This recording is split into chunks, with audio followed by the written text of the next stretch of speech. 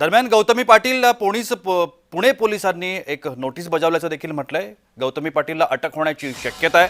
गौतमीच्या वाहनामुळे हा जबर अपघात झालाय। या अपघातामध्ये रिक्षा चालक गंभीररित्या जखमी आहे। त्याच्यावरती पुण्यामध्ये उपचार सुरू आहेत। चंद्रकांत पाटलांनी पोलिसांशी बोलताना म्हटलंय की हा रिक्षा चालक सिरियस अवस्थेमध्ये आहे। त्यामुळे आता गौतमी पाटीलला अटक होण्याची शक्यता वाढली आहे।